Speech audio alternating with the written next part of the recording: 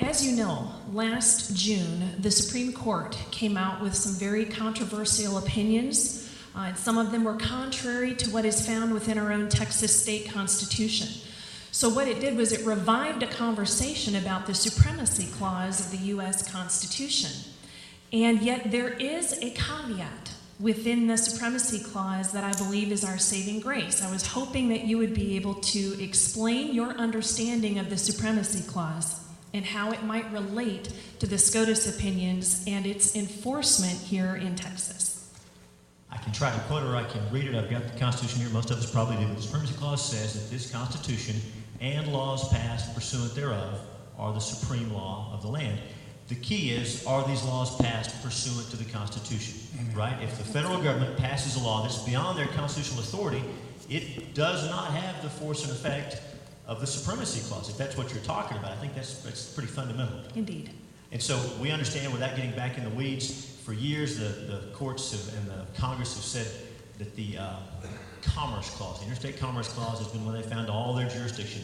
If it affected interstate commerce, they could do it. Finally, we're pushing back on that a little bit. So yes, anytime Congress passes a law, we should make them show us where they have the authority in the U.S. Constitution. If they don't, we can push back.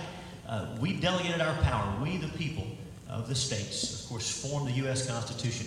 We made them. They didn't make us. They work for us. And so the people of Texas, acting through the state, gave up part of our sovereignty to the feds. We gave them part of it, and over the years we've let them take more and more. And we've been there with our hand out, taking federal money. They take our money and give it back to us. So yes, it's going to take a long time to unwind this. But yes, when the Congress passes an unconstitutional law, we don't have to just sit there and take it. I think you're exactly right about that. Follow up to that. According to the separation of powers within the Constitution, the Supreme Court is not allowed to create law. So their opinions do not have the force of law if they are unconstitutional. What is your thoughts? What are your thoughts on that? If you read what our founders wrote, talking about the three branches, and we're thankful for the rule of law. We're thankful for the judicial branch.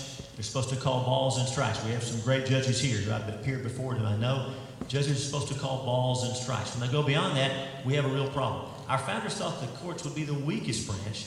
They've become the strongest branch in the federal system. One quick solution, I think this may answer your question. In the Constitution, you probably know this, the Congress has the authority to limit the jurisdiction of the federal courts.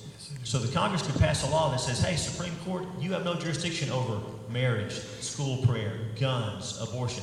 It's been done on other issues, but never on these issues that Americans really care about fundamentally. So did I answer your question? Are you talking about when the courts go beyond their authority and what we can do about that? Right here in Texas, especially because it goes against our own Texas state constitution. That's exactly right. Only those laws that are passed pursuant to the Constitution have the force of the Supremacy Clause. You're exactly right. Thank you.